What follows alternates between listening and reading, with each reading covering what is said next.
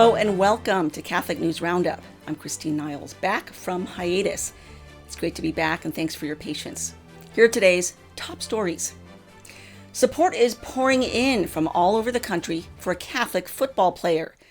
Kansas City Chiefs kicker Harrison Butker has been blasted by media for a commencement speech he gave last weekend at Benedictine College, where he touched on government tyranny, abortion, Pride Month, masculinity, and the role of women, among other things. I can tell you that my beautiful wife, Isabel, would be the first to say that her life truly started when she began living her vocation as a wife and as a mother. I'm on this stage today and able to be the man I am because I have a wife who leans into her vocation.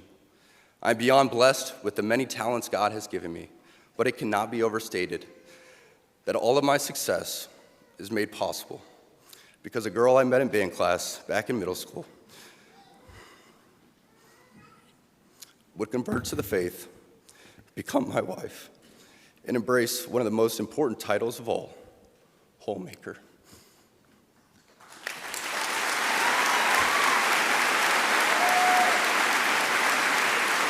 Leftist media blared headlines accusing him of sexism, homophobia, and anti-Semitism. The NFL issued a statement distancing itself from Butker, and a petition demanding that he be ousted from his football team has reached more than 200,000 signatures. He had an unlikely defender in actress Whoopi Goldberg. I like when people say what they need to say. He's at a Catholic college. Yeah. He's a staunch Catholic. These are his beliefs, and he's welcome to them. I don't have to believe them. Right. I don't have to accept them. The ladies that were sitting in that audience do not have to accept them. The same way we want respect when Colin Kaepernick takes a knee. Right. We want to give respect to people whose ideas are different from ours, because the man who says he wants to be president, you know who? Yeah. He says the way to act is to take away people's right to say how they feel.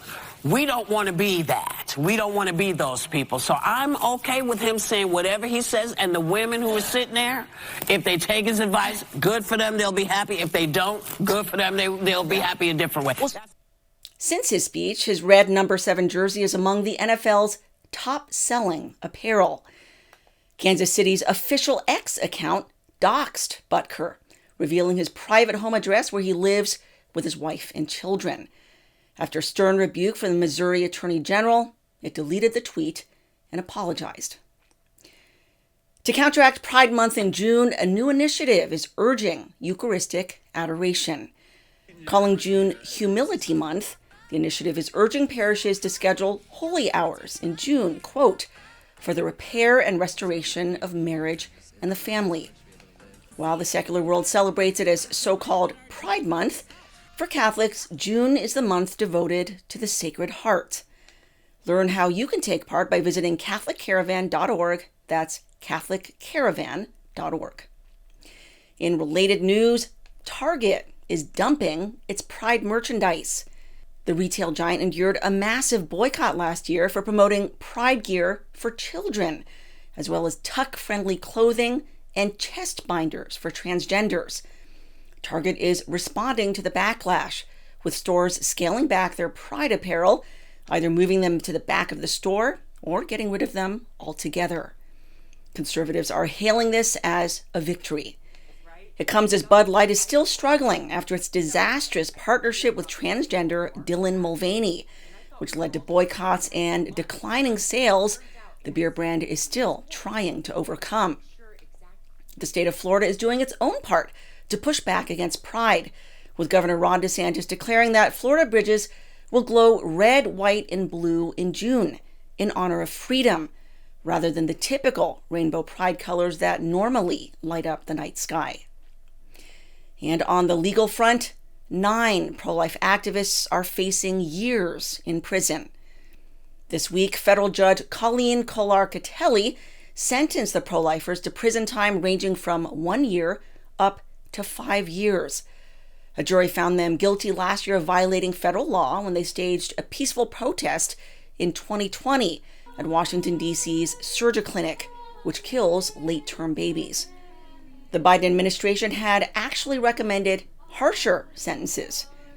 The activists have already spent 9 months in jail, with some enduring mistreatment, including 74-year-old Jean Marshall, deprived of warm clothing in the freezing winter, resulting in her contracting pneumonia, which went untreated for weeks.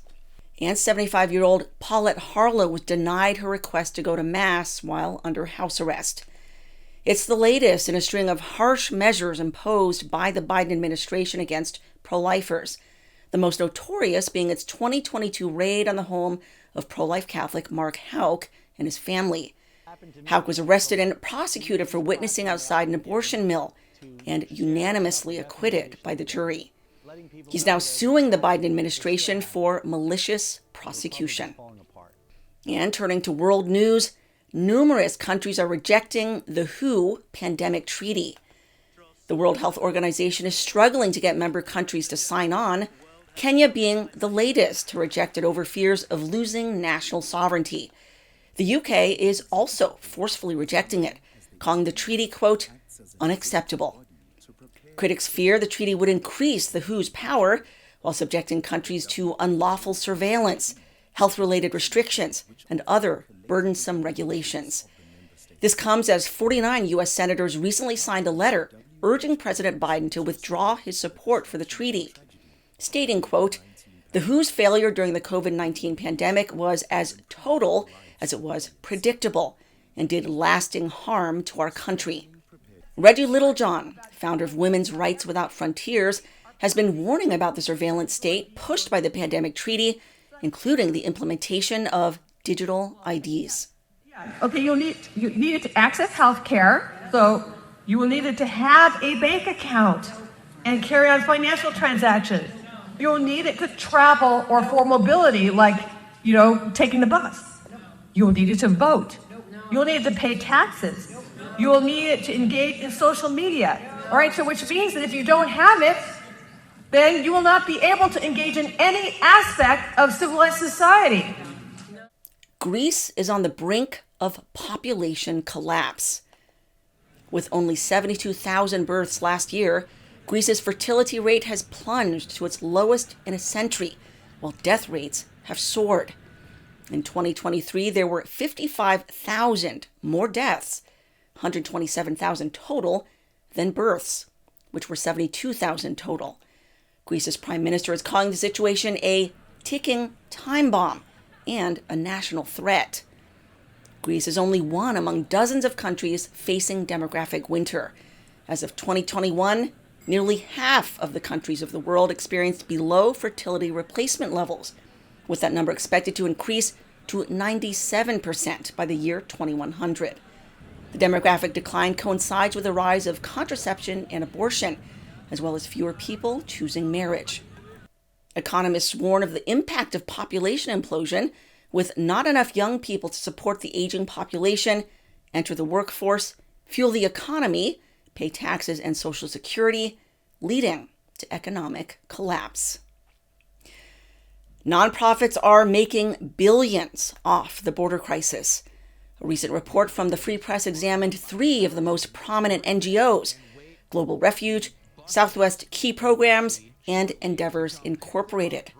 The study shows the nonprofits' combined revenue increased from $597 million in 2019 to $2 billion in 2022. What's more, their CEOs' salaries increased to $500,000 a year, with the head of Southwest making $1 million in annual salary. In related news, Texas is suing a Catholic NGO for alleged human trafficking. Texas Attorney General Ken Paxton filed a lawsuit against Annunciation House earlier this year, claiming the facility appears to be involved in human smuggling. Paxton's latest filing is requesting the court to temporarily shut down the migrant facility. Annunciation House is engaged in systematic conduct that constitutes illegal alien harboring and operation of a stash house. Annunciation House is denying the allegations. This comes as Guatemala is investigating multiple U.S. NGOs, accusing them of facilitating child sex trafficking.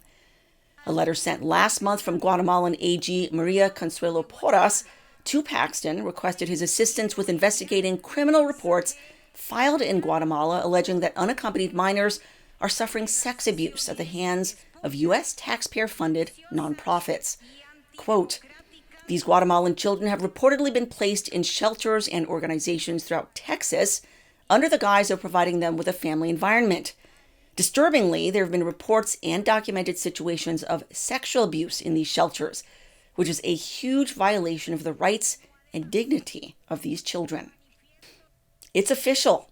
Social media platforms censored accounts because of pressure from the Biden White House.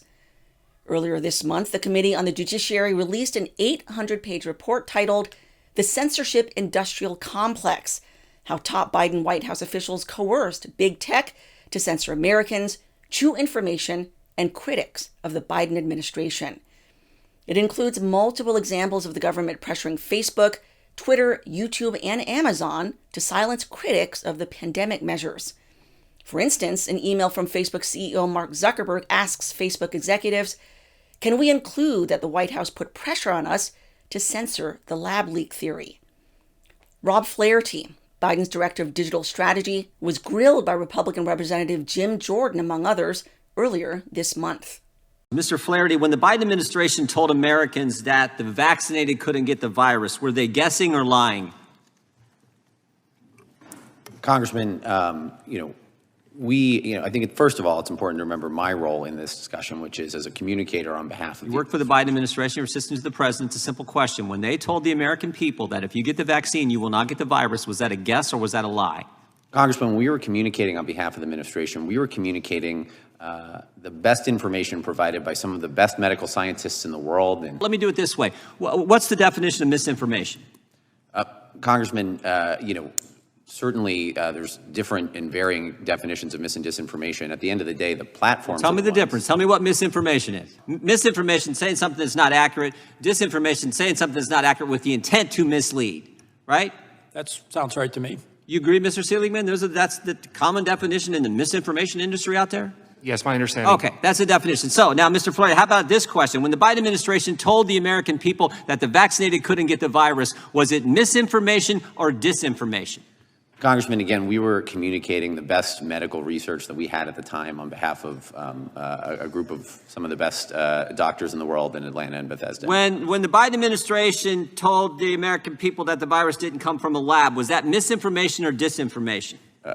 Congressman, again, I can't speak to specific examples. When the Biden administration said that masks work, was that misinformation or disinformation? Again, Congressman, we were— When the White House said there was no such thing as natural immunity, was that misinformation or disinformation? Again, Congressman, I am not a medical expert, and speaking of censorship, a popular comedian is complaining of PC policing.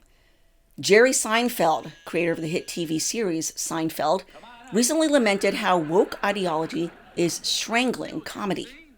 It used to be you would go home at the end of the day, most people would go, "Oh, Cheers is on, oh, MASH is on, oh, Mary Tyler Moore is on, All in the Family's on." You just expected, there'll be some funny stuff we can watch on TV tonight. Well, guess what? Where is it? This is the result of the extreme left and PC crap and people worrying so much about offending other people. Mm-hmm. When you write a script and it goes into 4 or 5 different hands, committees, groups, here's our thought about this joke, well, that's the end of your comedy. They move the gates, like in skiing. Yeah. Culture, the gates are moving. Your job is to be agile and clever enough that wherever they put the gates, I'm going to make the gate. That's today's Catholic News Roundup. Be sure to get all the latest by signing up at stellamaris.media. That is stellamaris.media. And please help me to grow this YouTube channel by subscribing to this channel. Thank you so much for watching. Until next time, I'm Christine Niles.